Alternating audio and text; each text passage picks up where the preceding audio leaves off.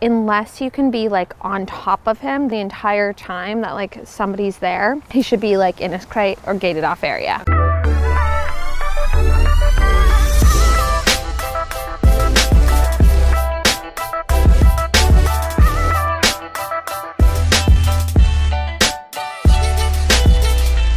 Who's visiting is one of my best friends from home, and her little brother actually lives in our building, and he comes up to how funny.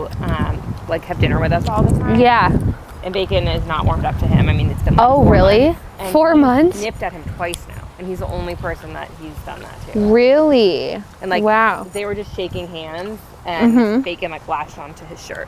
What's gonna help him most is, this is literally being like as strict as possible to rewire him. Since he's having all these instances and it's just like you don't know what you're gonna get from him, is unless you can be like on top of him the entire time that like somebody's there, he should be like in his crate or gated off area. And how is he in the crate if you're home? We put him in a couple times and he was okay. He settled down. Okay, that's what you have to do to really rewire him. I have a 8-month-old dog who had like severe issues, and it just kind of came down to like, it was not getting better, him being in his own world with like a little structure from me, that it was like, okay, you're either in the crate or you're out, and I'm like rewiring everything with you. So that 100% of the time he was introduced to dogs, people, whatever, I was on top of him. And it took him like 2 weeks to curb. So I have another client that has got a dog with the same issues as mine, same time, and it's just like little bits here and there. They're not doing a whole lot right. This dog's like aggression is just escalating out of control, and I'm like, it sucks. It's the opposite of why you have a dog, to just put him in a crate like when people are there. But he really needs every single instance to be like controlled and positive. That's how it's gonna be. He's gonna switch the fastest. What we'll do, like we worked up to Grizzly, is just kind of work up to the fence. And what was he doing at your friend's? Like lunging at him? Barking? Mostly barking and jumping. Okay. Oh, jumping? Yeah. Okay. When you first introduced him, did you do it on the leash? We had him in the car and he was on a leash, and they were in the back and we were in the front. Oh, okay. And he was when actually okay in the car. And he was okay once we got inside for a little bit, and then as soon as they like started talking, he got upset. Oh, just talking. He's like, I didn't say you could talk. With the people, what you should make sure to do is like, make sure he's okay. Again, this is like the most strict, make sure everything is okay. Make sure he's 100% okay through the crate.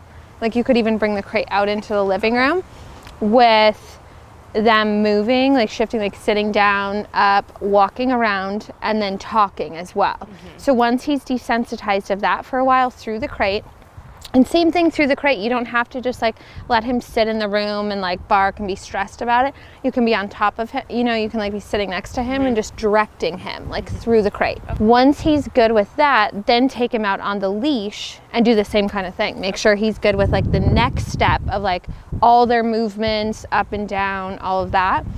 And then step 3, take him off of the leash and start doing like the go to your bed commands. Even when you do those different levels, you have to make sure that you are like, make sure the person is moving. Like somebody, one of my clients the other day, they were like, he was so good through the crate. House guest like was giving him treats through the crate, but they stood still until the dog came out of the crate. Then the movement happened, and it's like, that's 2 variables at once, you know? So it has to be like getting used to everything with each level of boundary. So that's what I would do. And again, it's like the complete opposite of what you want to do, but it's really what he needs, because it just seems like he's so stubborn that even with your direction, he's still like, I gotta protect, I gotta do this. So on alert. That will really, really help him. Does he sleep in the crate? I forget. No, not at nighttime. Okay, but he's just during the day he does.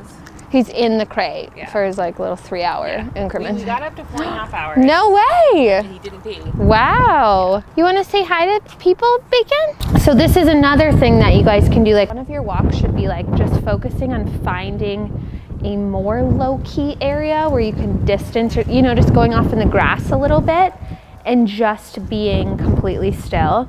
I mean, with him, the good thing is his trigger distance is not far. Like he doesn't care about dogs or people that are far away, really. It depends if it's a husky or a really big dog. Oh, the huskies. He will like walk in and okay. be upset. Right. But people, he doesn't really care, right?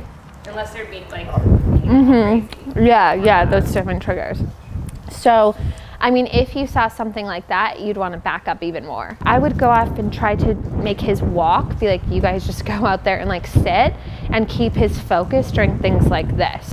It's actually not a bad thing if he is reacting during this, right? I would say like a bad thing during a training session is if he's too perfect, and then it's like, once we go home, like all hell breaks loose. So the fact that I got him into a state where he's like reacting, lunging at me, yes, that was perfect, is really good. Because that's what you want. You want that state where he like wants to react, but has enough self-control to not. Good. Perfect. And it seems funny to reward him for that, but you're rewarding him for snapping out of that state. And the thing is, with most people that are walking by, if he does that once, he typically never has to work through it because he scared them off. You know, like they keep walking or you guys go the other way. So this is good for him to continue to work through. Jumping up and biting at someone's shirt, has he done that before? No, this is the first time that when he was like a tiny itty bitty baby and he was hell on wheels, he did that all the time. Like, yeah. Nasty bite, but he doesn't do it with anyone else. That's what I thought. Like it was very like. Unless Chris, sometimes in the morning, if Chris like comes, like jumps onto me on the bed, he'll lose. Oh, he does. He'll like, dive in and nip. Oh, he does.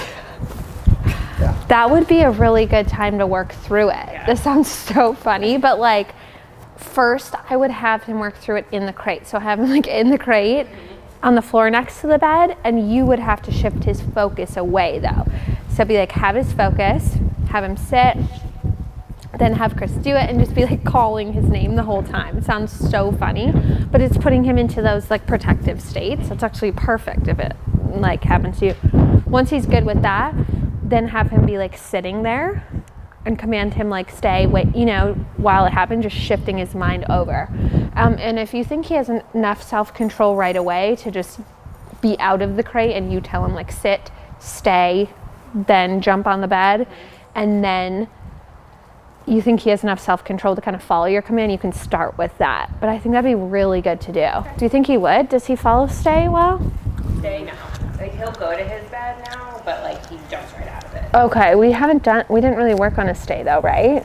Okay, we can go over that too, how to do that. And then you said when they were like shaking hands, he got really worked up, Yeah. right? Yeah, Usually with me, like if someone hugs me, he gets upset. But they were literally like, Chris was sitting on the couch and he was standing, and Chris like reached his hand out to shake his hand, and Bacon pretended to jump on, grabbed. So yeah, I would definitely practice when you have like friends there, having him on a leash and one person shifting his mind away and have the other person hug you or like shake hands, like do all of that.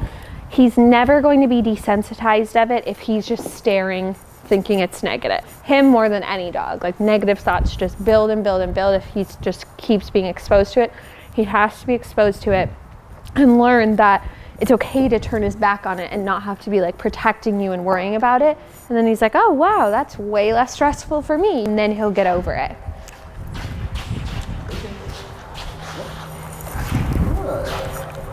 Yes. Yes. Good job.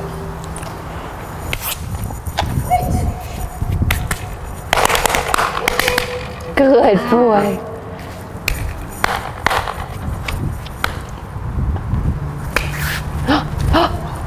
Hi!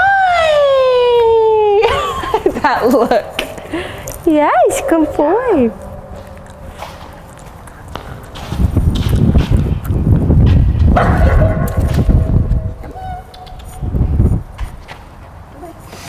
The hands really set him off, and that's probably what everybody does, huh? They're like, oh my God. Yeah. So you just have to kind of think about that when you're out.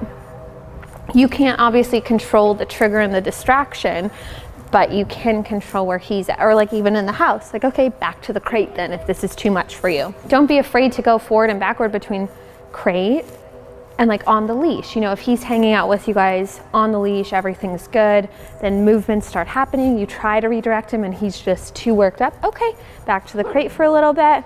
Once he's settled in the crate, try again and just forward and backward. Like that's gonna help in his process more than being like, we just need to have him off the leash with people. And I would say with his level, because he's really doing good with the focus right now, only give him a treat if he looks at me and then looks back. Okay.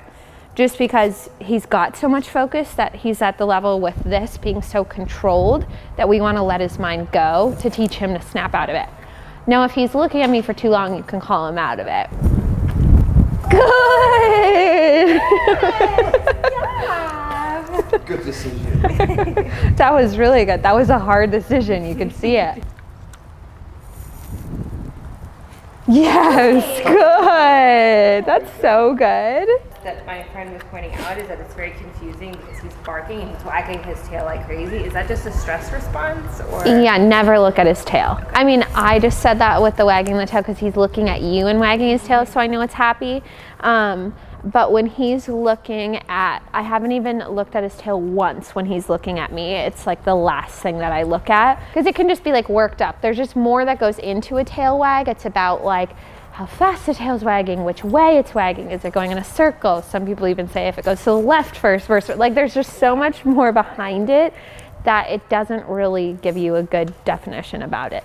But I would say with him, that it could be confusion, like there could be, like he doesn't automatically like hate everybody, you know, it's not like every person is negative. It's like the tail wag could still be like a little bit of excitement mixed with like, I'm excited because I know I've been raised well with people, you know, but deep down, like his protective instinct is coming out too. So it can be that confusion, but I would just never trust it at all, because when he's just worked up in protective mode, his tail is probably wagging too, you know.